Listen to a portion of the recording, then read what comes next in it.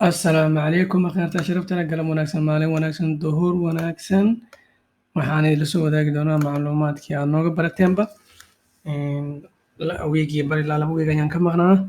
laakiin howlo kale ayaa i qabsaday insha allah si taxana ayaan idinkugu soo gudbi doonaa isbuucii 2 mar suuqa guud oo cryptocurrency-ga wax maaragtay zaa'ida ma lahan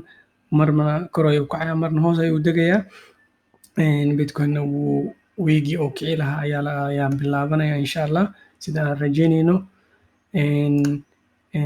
wiigan hadda wuxuu hoos ugu dhacay lacagtii asaga ka tagtay waxay aaday forex-ka wiiga hore oo kor u kacay bili ka hor oo kor u kacayna waxaan ku ogaaday inay asagii forex-ka ay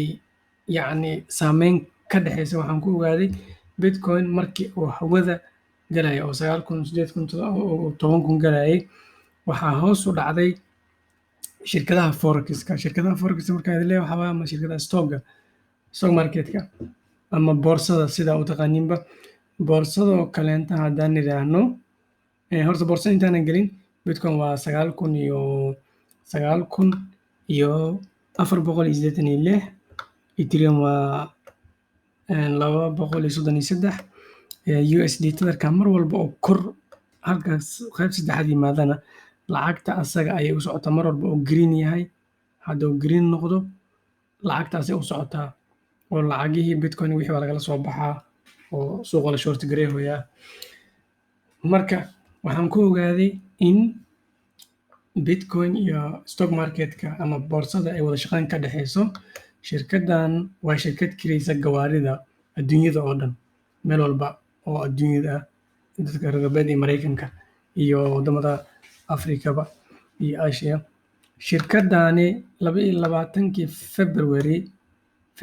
waxay ahayd 20 February $20 ayay ahayd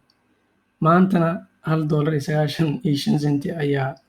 maaragtay qiimaheeda joogaa halkii share oo iyada ka mid ah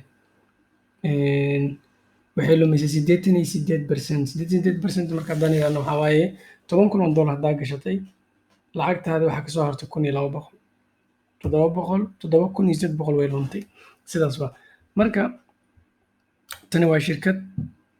la wada aqoonsan yahay oo caan ah oo adduunyada meel walba ka jirta oo sharciyeysan oo regulaysan dad shaqaale oo xafiisyo waaweyn oo meelo kasta laha marka taas waxay ku tusaysaa in dhaqaalaha ay dhibaato weyn ku soo socoto oo aanan la tilmaami karin marka kule anigana waxaan is leeyahay inay fursadda ugu qaalisneed ee hadda xilligan taagan tahay fursad tanoo mar walba ay dhibaato timaado faa'iidana way leedahay khasaarana way leedahay laakiin anaga khasaarana ma khusayso dadka taajiriinta ayaa khasaaraya intaas markaan ugu gudubno waxaan kaloon sameeyey excel waxaan sameeyey qofka coin haddii oo dhibaatadan haysta waxaa waaye coinana haysanaa ma naqaana intaan ka bixinay ama ma xasuusano waxaan ka faa'iidnay waxaan ku khasaarna ma ogi marka waxaan ku mashquulsanay kan waxaan sameeyey coinka magaciisa lacagtaa ka bixisay 1,000 hadday tahay inta coin xaba aa haysato iyo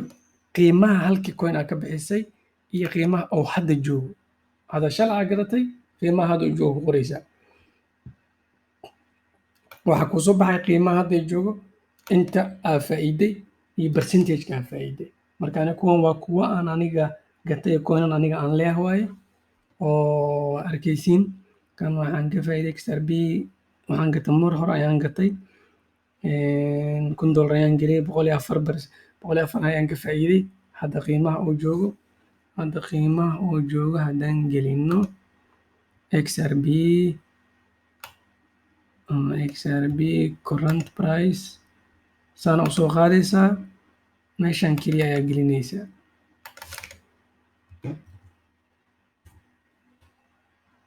mawjadada way isbedeshay xagga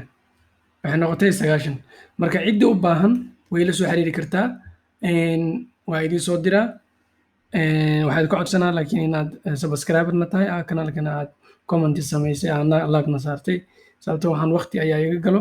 marka waana ku mahadsantihiin assalaamu calaykum waraxmatullaahi wabarakaatu waxaan u sameeyey mar dambe inaadan ku dhibtoonin oo aadan waxa ku weleelin waxa iibsatay waxa khasaartay waxa faa'iido wax walba la socotid